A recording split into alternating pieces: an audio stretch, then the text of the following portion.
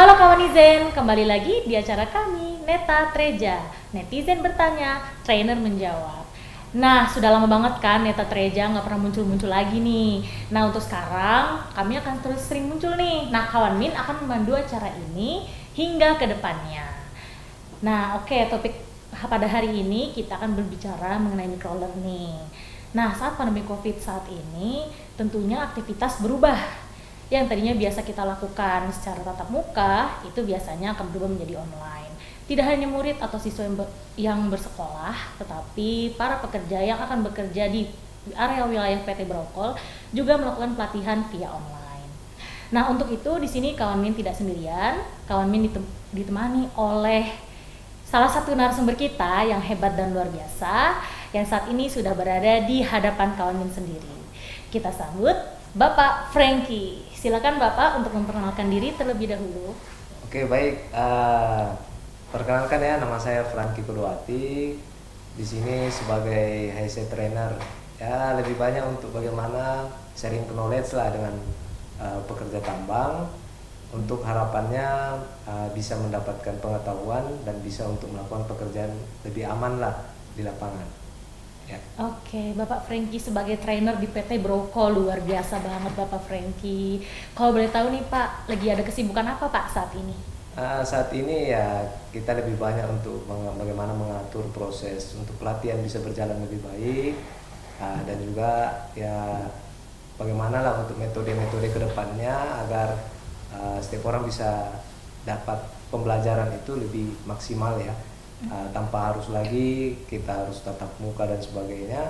Nah, berpikirnya ke depan ini harus bisa menyesuaikan dengan kondisi dan keadaan yang ada. Ya, itu kira-kira ya saat ini. Oke, mantap sekali Bapak Frankie. Sebelum kita masuk ke pembahasan lebih dalam, pastinya nih kawan Min juga penasaran, mungkin kawan izin juga penasaran. Apa sih Pak, bisa diceritakan dulu microlearning itu apa Pak?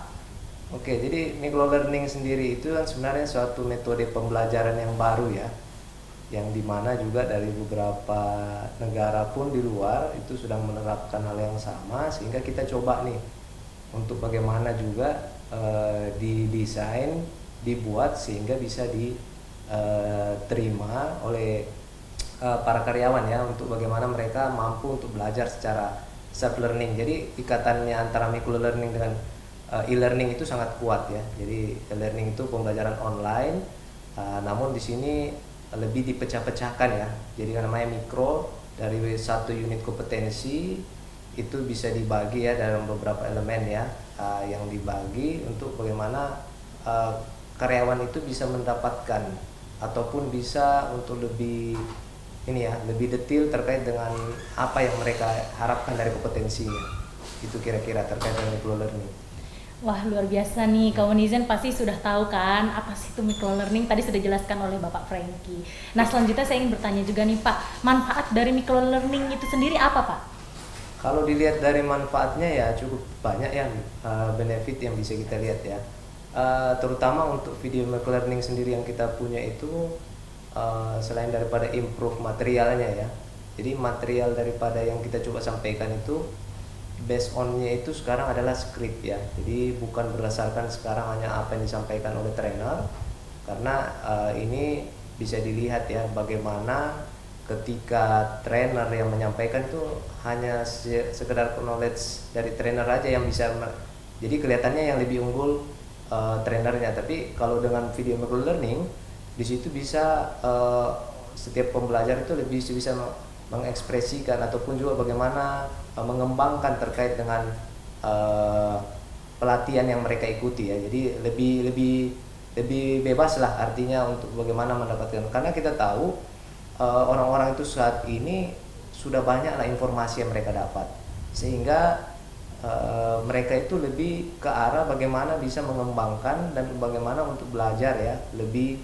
mandiri, lebih fleksibel kapanpun, dan tidak terbatas oleh masalah tempat, waktu, dan juga lamanya intensitas mereka belajar. Lalu di sini juga kita bisa mengukur kemampuannya setiap orang belajar melalui ada gamification di dalam dari fitur-fitur yang ada, sehingga mereka bisa melihat nih secara langsung ya ketika menonton mereka bisa melihat itu ada beberapa pertanyaan di bagian dalamnya untuk apa? Sehingga bisa langsung untuk mengukur knowledge mereka, apa yang mereka dengar, apa yang mereka baca, lihat, itu bisa mereka mencoba untuk pengetahuannya. Dan juga masalah tempat ya, jadi kapanpun dimanapun mereka bisa belajar, dan juga masalah waktu lebih standar lah ya, artinya di kita tetap kontrol terkait dengan post testnya jadinya. Jadi untuk meyakinkan bahwa memvalidasi kembali terkait pengetahuan yang ada dari para pekerjanya. Oh iya, menarik sekali ternyata microlearning itu, dan memang pada intinya untuk mempermudah para pekerja melakukan pelatihan via online. Lalu Pak Franky, pertanyaan selanjutnya saya ingin bertanya mengenai akses. Bagaimana tuh Pak cara mengaksesnya? Oke, di PT Brokol itu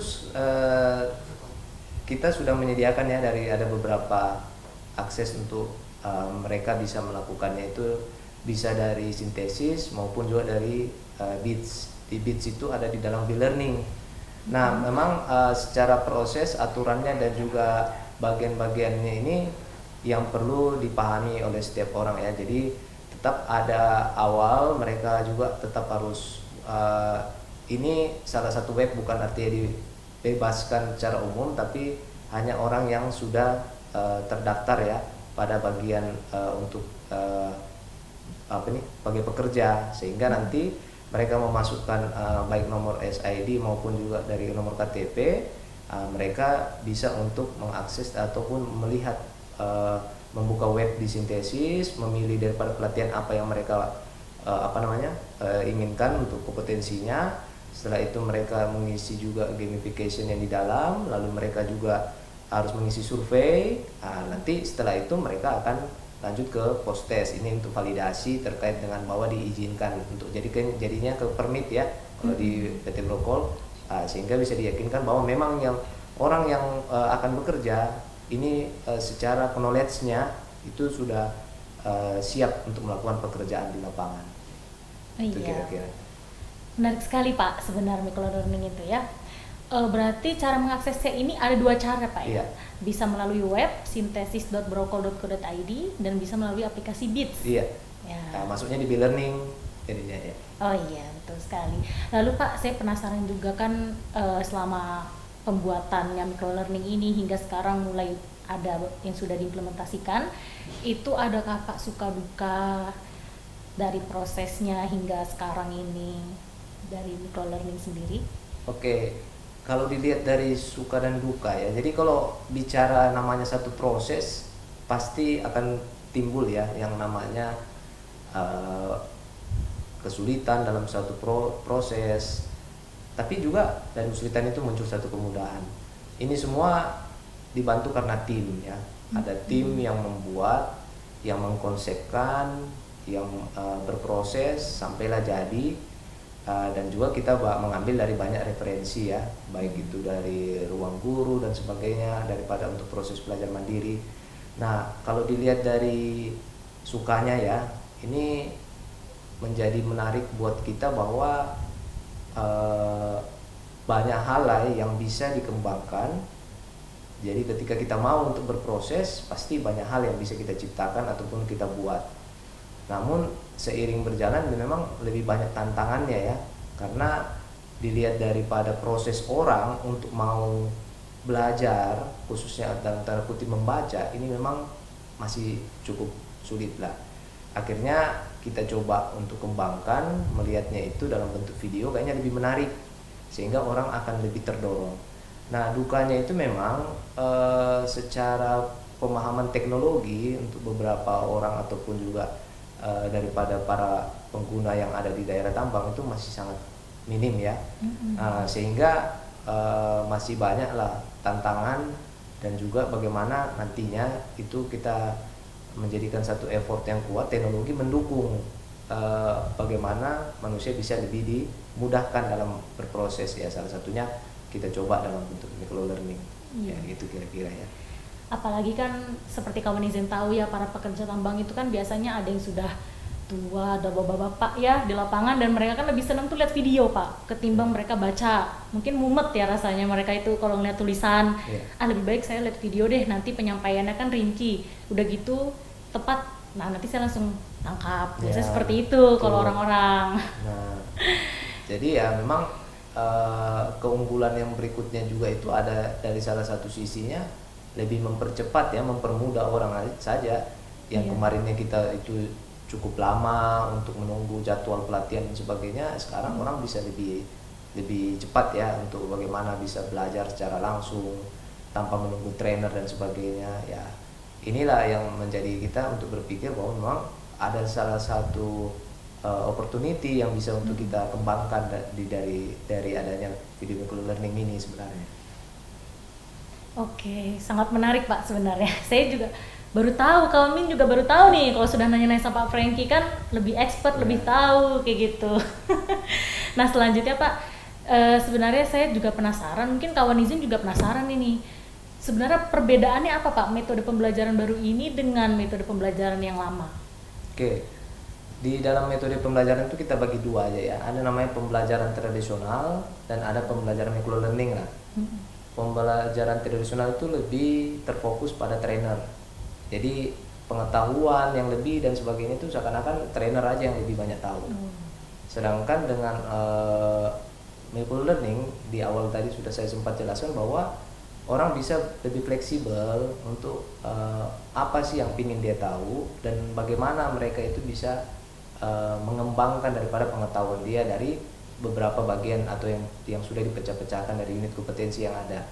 Sehingga mereka bisa lebih detail ataupun bukan terfokus lagi pada trainer, tapi bagaimana untuk proses saya mau kembangkan pengetahuan saya mau itu bisa saya jauh lebih paham, sehingga bisa dilihat dari dalam. Ya memang secara kelemahan di microlearning ini tidak ada feedback ya, tetapi secara garis besar dari skrip yang kita sudah coba buat itu adalah bagian inti daripada apa yang ingin mereka ketahui. Karena berdasarkan daripada unit kompetensi ya yang ada, sehingga itu yang menjamin lah kira-kira dasar daripada orang akan paham dari sisi pengetahuannya itu sesuai dengan standar kompetensi ya. Kalau bahasanya kan ada SKK ini ya, standar kompetensi kalian nasional Indonesia ya. Jadi lebih ke arah bagaimana terfokus pada unit kompetensi yang ada. Itu kira-kira. Oke, ternyata sudah panjang sekali pembicaraan kita tentang microlearning ini. Nah, sekarang ini Pak, kan kemarin kita buat question box nih di Instagram kawan K3L. Nah, di situ kita menarik pertanyaan dari kawan izin kita yang penasaran terkait microlearning ini. Nah, ini ada pertama dari kawan izin kita dari @muhammadrizki. Itu dia bertanya, sebenarnya bagaimana bisa terbesit pikiran Bapak untuk membentuk sebuah metode pembelajaran baru seperti ini? Mungkin latar belakang atau inspirasi dari mana Pak sampai akhirnya terbentuk microlearning seperti itu? Oke, sebenarnya yang salah satu pendorong juga terbentuknya inovasi baru ini karena kondisi ya, pandemi ini salah satu lah, sehingga orang tidak bisa lagi berkumpul, sehingga orang dipaksa untuk berpikir nih gimana caranya supaya bisa tersalurkan, bisa orang itu kapan saja di mana saja belajar. Sehingga terbentuklah ide dari rekan-rekan juga ya, bahwa microlearning lah salah satu jawaban yang ada. Lalu yang kedua itu terkait juga dengan ketersediaan teknologi kita yang sudah ada sebenarnya. Di tahun 2018 sintesis ini sudah ada, namun dilihatnya itu ya secara metode pembelajaran hanya sekedar ya ini ya, lebih banyak masalah data-data saja, tetapi tidak bisa menyampaikan di dalamnya ada beberapa kayak pesan manajemen dan sebagainya yang bisa untuk bahwa setiap orang akan tahu dari video ini. Nah itulah kira-kira yang melatar belakangi sehingga kenapa perlu dalam bentuk video, sehingga nanti dari sisi pembelajaran maupun juga dari sisi pesan-pesan manajemen itu bisa tersampaikan juga jadinya di dalam melalui video microlearning ini. Nah, luar biasa sekali jawabannya dari Bapak Frankie. Nah, kemudian kita bisa masuk nih Pak, ada pertanyaan kedua dari @rahma Elisa yang bertanya apakah nanti ketika microlearning ini diterapkan akan efektif atau tidak, Pak? Ya, kita harus optimis ya. Yang namanya kita membuat sesuatu, kita tentunya harus optimis bahwa segala sesuatu yang dibuat niatnya baik, pasti hasilnya juga akan baik. Namun tidak hanya bisa dengan cara optimis tanpa kita lakukan riset. Nah, jadi secara riset singkat yang kami lakukan itu dari uji coba yang sudah kita lakukan, itu kita lihat dari nilai kelulusan dan juga dari tingkat kelulusan ya. Jadi secara nilai kelulusan itu bagaimana melihat nih apakah keefektifan dengan menggunakan video microlearning ini akan lebih maksimal. Ya, dilihat dari nilai kelulusan itu deviasinya cuma hanya sekitar 1,5%. Nah, jadi kita itu melihatnya bisa diterima karena dasarnya sebenarnya kenapa? Karena apa yang disampaikan trainer juga itu sudah dituangkan juga secara kompetensinya di dalam dalam bentuk yang skrip yang dibacakan oleh trainer untuk pembentukan video ini.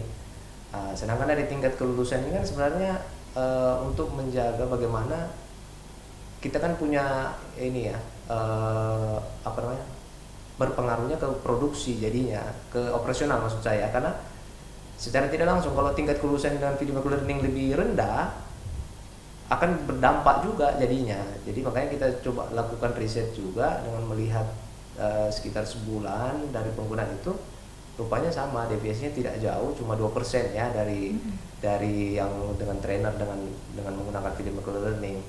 Jadi menurut kami ya, kami optimis lah dengan video ini bahwa memang setelah dilakukan riset, yaitu hasilnya tidak jauh berbeda lah dengan ini. Bahkan tingkat kelulusannya lebih tinggi sebenarnya dengan video microlearning dibanding yang dengan trainer ya. Itu ada deviasi sekitar 2% lah. Itu di situ. Begitu ya Pak ya. Jadi setelah melakukan riset dan ada optimis juga nih, pastinya microlearning kedepannya bisa lebih berkembang. Betul, gitu ya Pak ya. ya. Dan pertanyaan terakhir ada dari Ed Koriza yang bertanya, apakah perlu Pak kedepannya ada tatap muka lagi atau akan dilanjutkan seperti ini terus microlearning berjalan? Nah, mungkin kalau untuk masalah kedepannya dengan tatap muka ataupun dengan video microlearning, ini kita harus lihat ya.